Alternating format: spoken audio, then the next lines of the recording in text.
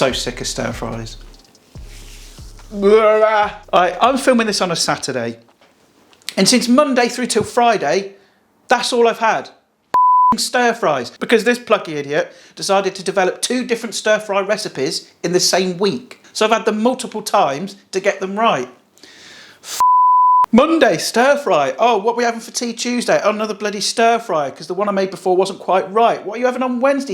Stir fry. Thursday, what are you having? Oh, stir fry again. Friday, what's for tea? Stir fry. Got noodles coming out my arse. I'm drowning in soy sauce. I've had enough. But listen, it's going to be tasty, right? Because you're not a nutter like me. So you're just going to make it the once, aren't you? Maybe twice a week. But it is tasty, promise, right? I've just had too much of it. And not only is it tasty, it's fast and it's cheap. Much like myself. And before we go and make it, please do the usual thing. Like, share, subscribe, thank you very much. If you want to follow me on Twitter, Facebook, Instagram, all that kind of malarkey, all the links will be in the description below this video, as are the ingredients as well. So come on, let's go make this frickin' stir fry that I've had enough of. Just quickly, I just want to talk about pans. And to the eagle-eyed of you, you might notice that neither of these are in fact a wok. That's a saute pan, got the high sides, it's also got a lid. It's actually my favourite pan at the minute. This one might look like a wok, it is in fact a chef's pan. It's got a flat bottom, quiet ear at the back. It's also a bit manky as well. I picked that up at a charity shop for £1. It was years ago now. But my point is it doesn't matter if you haven't got a wok. Okay, it's nice if you've got one, but if you haven't, don't stress about it. I haven't got a wok.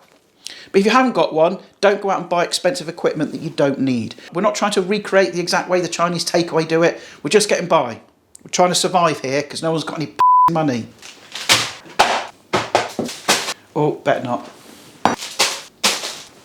And this is pretty much everything you need for your stir fry. And I'm using some premium dark soy sauce. You don't have to use this brand, right? But what is it the kids say these days? It's Lengers or Peng. I don't fucking know.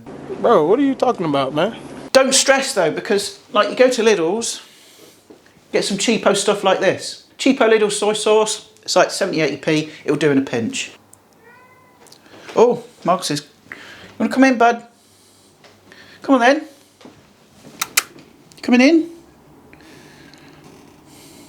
That's right, you take your time, mate. I'm only filming. And the great thing about stir fries is you can like switch out what you want to put in. And I'm going for some mangetout. You could use sugar snap peas if you want. The difference between the two is age. The sugar snap pea is just older than the mangetout. But in order to make your stir fry stress-free, you've got to do your mise en place. Mise en place is just a French fancy word for like chopping all your up and getting it ready. The first thing I'll do is cook the noodles. Just take a pan, fill it up with water, then bring that pan to the boil, drop your noodles in and then cook them for about 2 minutes. You still want a little bit of bite to it, a little bit of chew, because we're going to finish them off in the pan with everything else. What I also like to do is just when I've drained them is I'll kind of drizzle them with a little bit of oil. Just mix it through and that'll help stop it from clumping together. All I do with the mangetout is just give them a quick wash, get any mud off, any crap. The onion I'll dice up into nice big chunks because we're going to get some char on them, and if they're too small, they're just going to burn. The garlic I'm just going to peel and just roughly slice as well. Same with the chilli, I'm just going to cut that up and slice it into little rings. And if you want to test how hot your chilli is, just take your little finger, rub it along the inside of the membrane, give it a lick, and if it blows your flipping head off, you know it's really hot. That way you can kind of adjust how much chilli you put in your food. And then with the pork steaks, I'm just going to slice them into strips. And again, not too thinly because they'll dry out. We still want to retain the juiciness of the pork. The spring onion I'll just slice up. That's for kind of garnish really, you don't have to add that. That's your mise en place done. We're ready to make another bloody stir fry.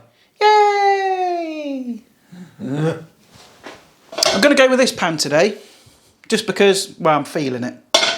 And I'm going to get it onto a nice high heat. I'm going to add some oil. This is sunflower. You could use vegetable if you want. I'd say you need about a tablespoon. Get it nice and hot. In real time, this is going to come together in like 5 minutes. And then straight in with the onions first. Now we need to get some char on the onions. Just a little bit, just until they're a little bit scorched on the edges. And it'll take like a minute, no more than that.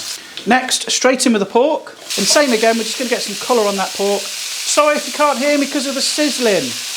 Can't really help it, to be honest. And make sure you keep things moving, because if you don't, you know, things are going to catch on the bottom and burn. And once the pork's almost there, almost cooked, in with the mangetout. Get those in. And the mangetout will take, again, like a minute to cook. Then after about a minute, straight in with the chilli and the garlic. Give that a shufty around for about 30 seconds. This is entirely optional, but I am going to add a pinch of MSG. It just adds a bit of a savoury boost, some extra umami. Don't be scared of it, it's absolutely fine. Then I'm just going to add the noodles that we cooked earlier. See how they've not clumped together, look. We added that little bit of oil. I've switched that to a pair of tongs, just to make life a bit easier. And start working those noodles through, try to get everything combined. You shouldn't need any salt because there's plenty of salt in the soy sauce that we're going to add in a second. And then to round this all off, we'll add the dark soy sauce. The reason we're using dark is because it's less salty than light, but it's got a richer, deeper, more savoury flavour. You want about 2 to 3 tablespoons, and as you mix it all through, you'll get that wonderful sort of mahogany colour. Look at that. There we go. And that, boys and girls, is your stir-fried done. I'm just going to serve that up into a nice bowl. I'll top with the spring onions, and dinner is bloody well served. Easy.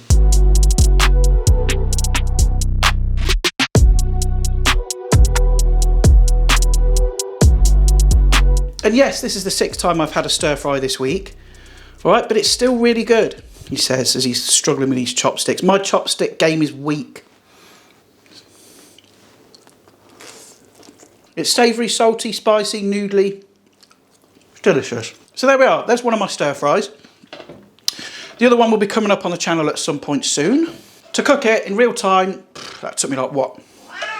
Yes, 4 or 5 minutes, if that. It'll feed 2 hungry people, no problem at all. May even stretch to 3 if you're not so hungry. Now, before I go, I'm doing a little bit of an experiment with this video.